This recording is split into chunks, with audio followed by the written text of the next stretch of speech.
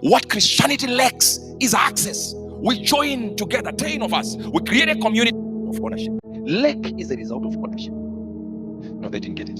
See, the power of ownership and the power of access. Crisis will only come when you own something.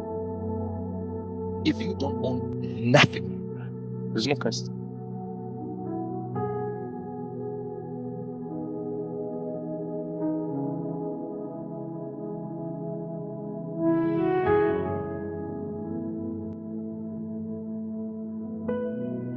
Bills are a result of ownership. Lack is a result of ownership. No, they didn't get it. See, the power of ownership and the power of access. Crisis will only come when you own something. If you don't own nothing, there's no crisis.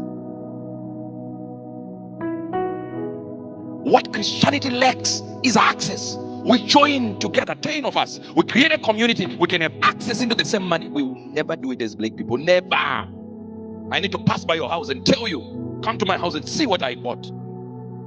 It's the reason why our community will buy houses first. You work for years to build a house which you live in. Stupidity, stupidity. A house is a liability. Anything that doesn't bring you money is a liability. You can only have a house when you have another house where you can get rent. Now, right now, I know what you. If I say, what do you want? You'll be like, if I can just have my own house. Because you're thinking of showing your friends that don't like you, that will gossip about you when you're gone. And if you die, you will leave it to your wife who will get married to another man. One day when you decide, we are a community.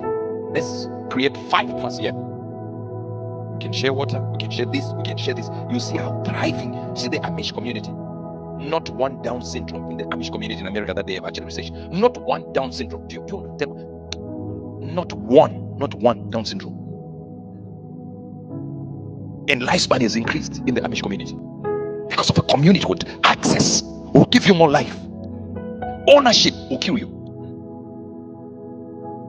Listen, bills are a result of ownership. Lack is the result of ownership. Employment, a job, is the result of ownership.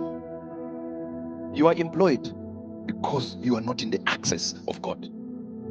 I wish I could talk to you. The Bible calls us stewards of the earth. We are here to take care of the earth. One time I was ministering here, and I got a call from the man who is in the who is who's of Christianity called Rodin Howard Brown. He said, I want to talk to you. I'm like, wow, wonderful. Dr. Rodin Howard Brown, the man who is in the who is who of Christianity. If you're talking about the revivals, the man was in there. You're talking about when we talk about Kenneth Hagin, he is inside there. When you talk about Jericho and all that, you talk about the revival that he's doing. You talk about what he's doing in Florida right now. Revival is breaking. That's the man. He said, come with your children. I want to take your children to Disney World. I said, say, what's happening? He's like, I just want you to relax. I said, wow, you want me to relax? He said, yes. I've looked at your gift and I know exactly that when people have this kind of gift, they'll be used by people. So come and relax. And I know you're already broken. Some people have already disappointed you. Some people betrayed you. Some people want to use you, and now some have used you and discarded you. Just come and relax for a week, 2 weeks, whatever it is. You and your family come. I'll provide anything. I said, wow. So I took my family there. Nobody was telling me what we were going to do there. How my kids went to this world in Florida, and then they're enjoying there, and I'm just there. And then he said, yeah, go into the shopping mall there, buy whatever you want to buy. I went in there with my wife. We did what we did there that whole week. And one day, he just said, he was standing very far, as if he was afraid. He was sitting very far on his pulpit, and I was sitting there because I had to attend one of his services just to see what he was doing. He never intended for me to minister. Then he said, Prophet, come. Tell the people what you do. So I said, oh yeah, I'm a prophet. So he was in the corner away from the prophet. He's answering, no, explain what a prophet is to them. I said, oh yeah, I know people. I know what they've done. I know what they're doing. And he said, why don't you just prove it? Yeah, I called a woman at the end there, and I said the name of the boyfriend and the name of the mother, and everyone is like, no, whoa, wait a minute. I called another white block here because you can't just do our own black people. Looks very staged, you know. So I started going for white people, and I called pin numbers. I put pin numbers, and he started pointing at people, say, you come, you, and then I started prophesying to them. But while I was doing it, it was around the whole world. So the stage was open for me. Now, somebody who had built a stage, whose God had given money, gave me access to his stage. That if I had said, I don't care about what you're saying, I'm okay with my stage, nobody in America would have known there was a Uber angel. They were all tuning in, and he says, tomorrow again, tomorrow night, we are doing it again. And then tomorrow morning, we are doing it again. And I started moving, putting people in queues there in his church. He gave me the access for me to be seen. Are you still here? When I went to Pastor Chris, I got in that mode where I was sitting there, and they said, can you prophesy? You mean prophesy in Pastor Chris' church? What are you saying? Should I prophesy like prophesy? So I did my small, like I was very measured, you know? And I went around and I said some small words. And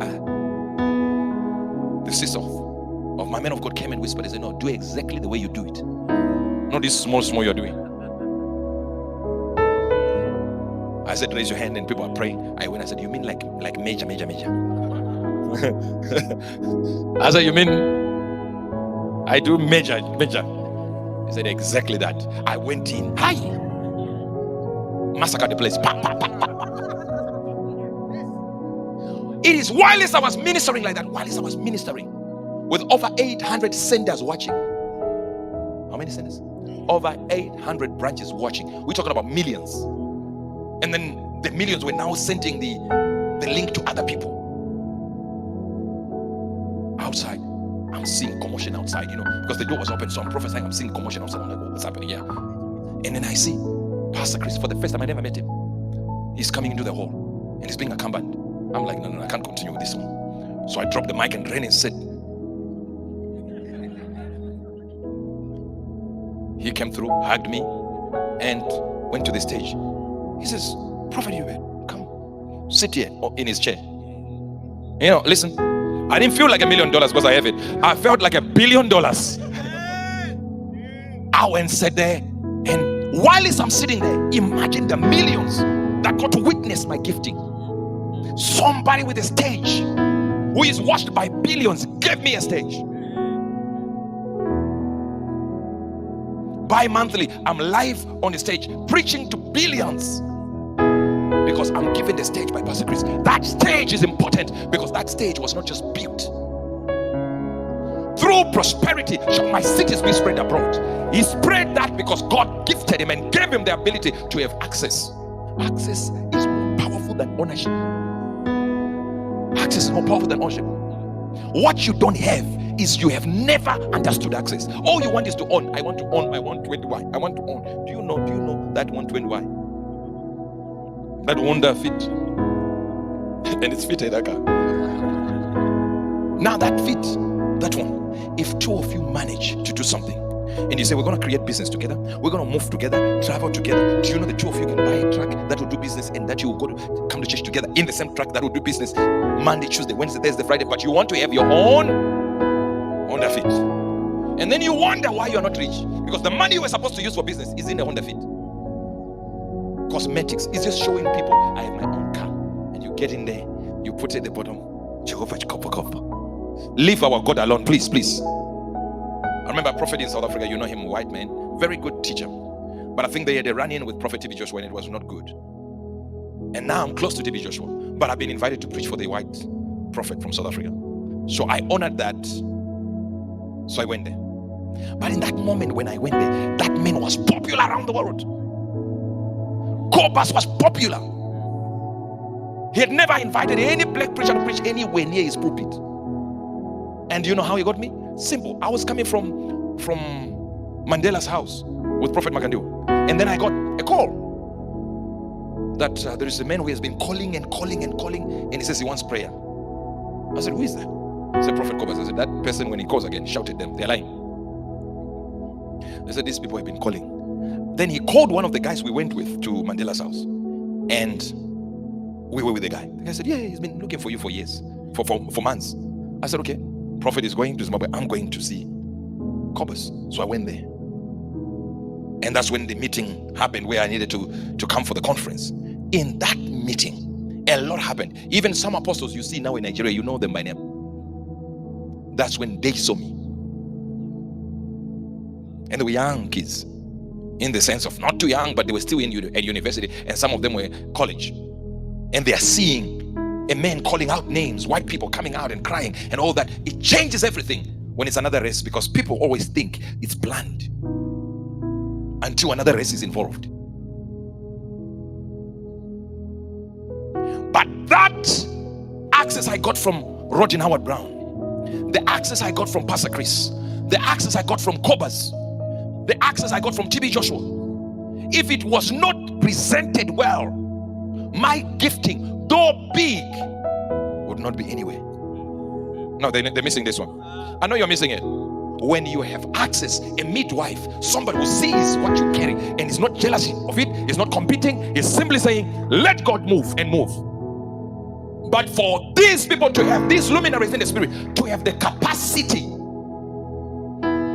to give you their stage, is because God has blessed them financially.